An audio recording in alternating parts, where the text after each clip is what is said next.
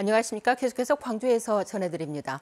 단계적 일상 회복을 뜻하는 위드 코로나가 시행됐지만 방역 사각지대를 중심으로 감염이 확산되고 있습니다.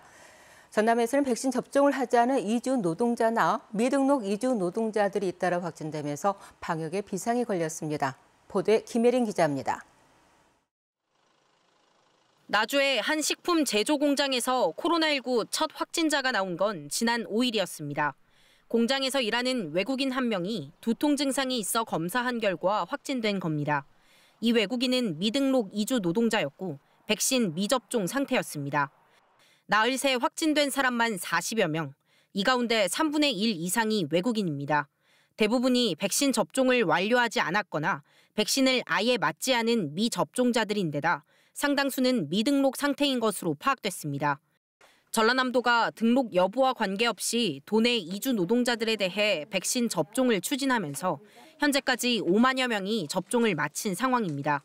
하지만 상당수가 일용직으로 옮겨 다니며 일하고 미등록 이주 노동자가 몇 명이나 되는지 알 수도 없어 감염을 완전히 차단하기엔 역부족입니다. 이런 분들이 일용직들이잖아요. 계속 옮겨 다니고 이렇게 하기 때문에 찾기가 쉽지가 않습니다. 사업주들한테도 수시로 연락도 보내고 있고 그냥 무조건 검사를 받으세요. 검사 받으시고 그리고 음성 나오시면은 접종하세요. 이렇게 하고 있어서 해당 식품 공장이 코로나19 행정명령을 위반한 정황도 포착됐습니다. 방역당국은 해당 공장이 이주 노동자를 신규로 채용할 경우 진단검사를 받도록 한 행정명령을 지키지 않은 것으로 보고 있습니다.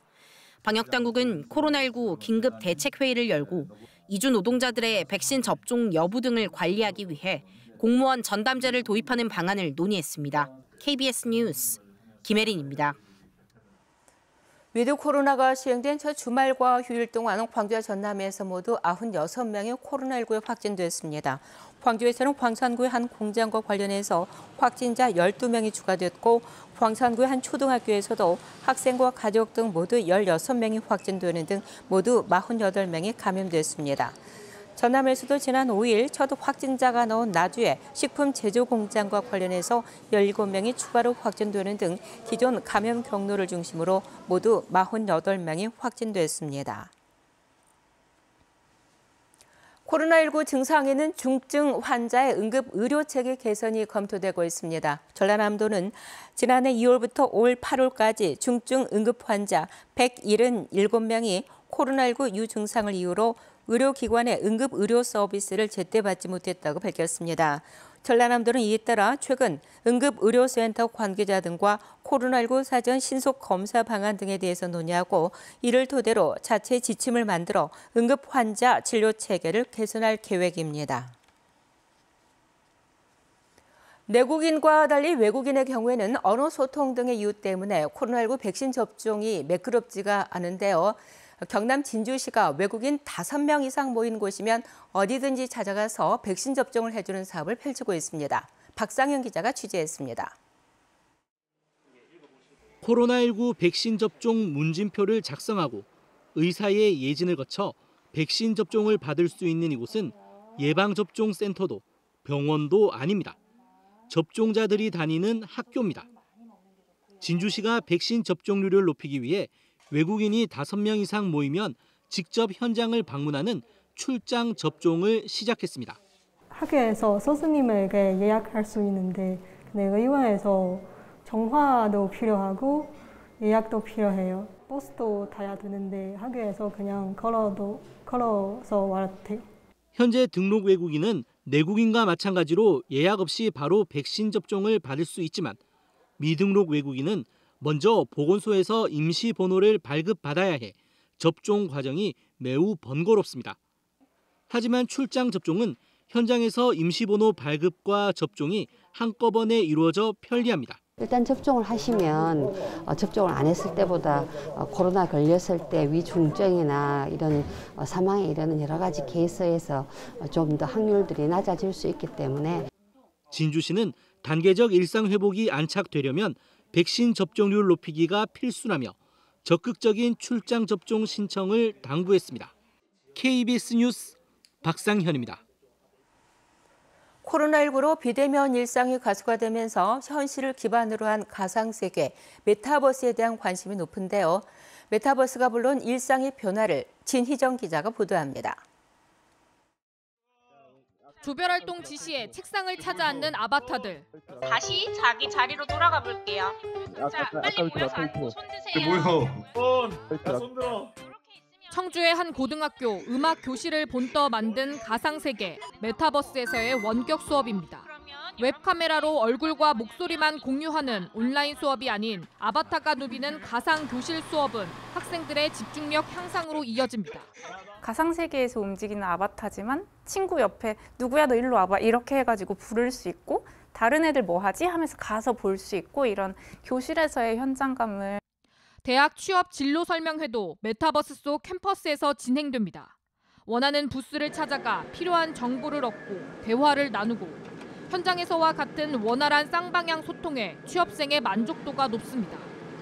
이건 끝나고 나서 직접 질문도 통해서 할 수 있고 학교 맵도 구현돼 있어서 더 생생하게 느껴졌고요. 메타버스 취업 설명회는 가상 면접과 직무 체험 등 다양한 방면으로의 확대도 추진 중입니다. AI 면접이라든지 AI 직무 박람회 이러한 부분들을 통해서 학생들에게 지속적으로 이 메타버스 공간을 제공할 예정입니다. 코로나19로 비대면이 일상화하면서 급부상한 가상세계, 메타버스의 생활 속 활용 범위가 넓어지고 있습니다. KBS 뉴스 진희정입니다. 광주 지역의 아파트값 상승세가 이어지고 있습니다. 한국부동산원이 발표한 11월 첫째 주 기준 자료를 보면 광주 지역의 아파트 가격은 전주보다 0.24%, 전남은 0.08%가 오른 것으로 나타났습니다. 광주의 경우 북구 신안동 중소형과 첨단 2지구 주요 단지, 풍암동과 용산지구 등을 위주로 아파트 가격이 상승한 것으로 분석됐습니다.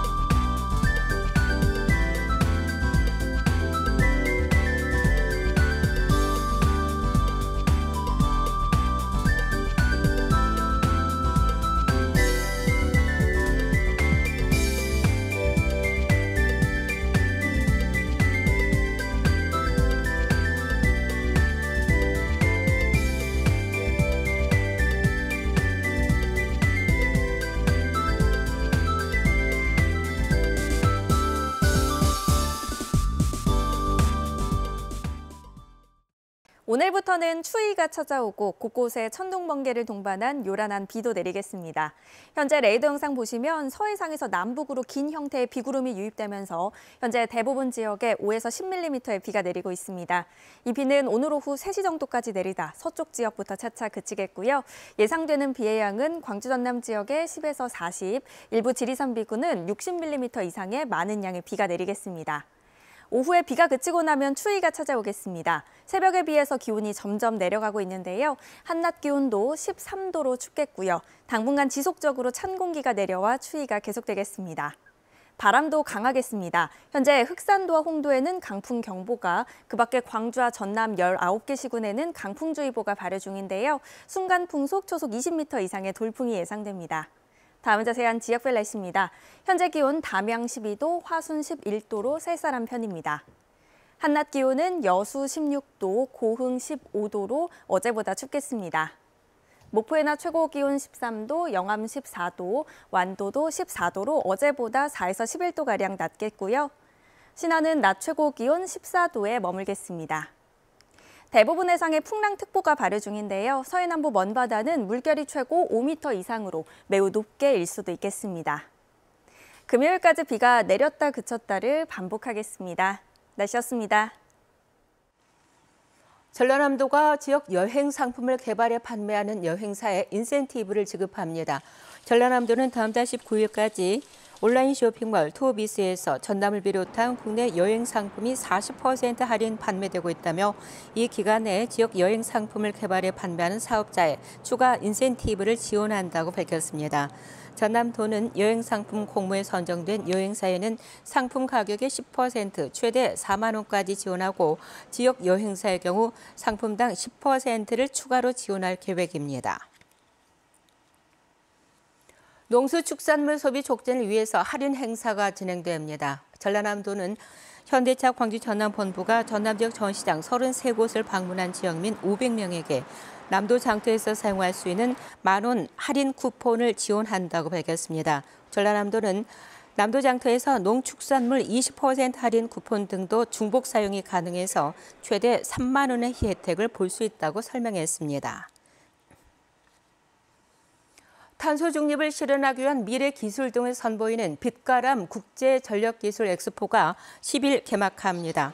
한국전력은 탄소 중립을 주제로 미래 에너지 기술을 주망할 수 있는 빅스포 2021을 오는 10일부터 4월 동안 광주 김대중 컨벤션 센터에서 개최한다고 밝혔습니다.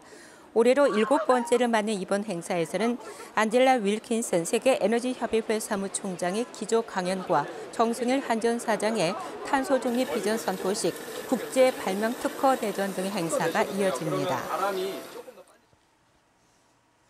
야구와 족구 등 다목적 구장 시설을 갖춘 광주 첨단체육공원이 공식 개장했습니다.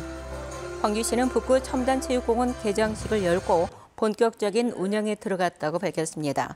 첨단체육공원은 지난 2018년부터 국비 등 70억 원을 들여 조성했으며 파크 골프장과 다목적 구장 등을 갖추고 있습니다. 수질오염과 악취 등의 민원을 예방하기 위해서 가축분뇨 배출시설에 대해서 합동 점검이 이루어집니다. 광주시는 오늘부터 19일까지 자치구와 함께 광주 지역 가축분뇨 배출시설 160곳의 운영 실태 등을 점검할 계획입니다. 광주시는 처리시설 가동과 가축분뇨 방치 여부 등을 점검해서 위반 사항에 대해서는 고발과 과태료 부과 등의 조치를 할 방침입니다. 고령화 등으로 농협조합원이 줄고 있는 가운데 담양농협과 월산농협이 합병됩니다. 농협 전남 지역 본부는 담양농협과 월산농협이 합병을 위한 조합원 찬반 투표를 한 결과 각각 87.8%와 89.2%의 찬성률로 가결됐다고 밝혔습니다. 담양군 관내 지역 농협의 합병은 지난 2006년, 창평농협과 대덕농협, 2007년 담양농협과 용면농협 이후 14년 만입니다. 월요일 아침에 함께한 KBS 뉴스를 마칩니다. 감사합니다.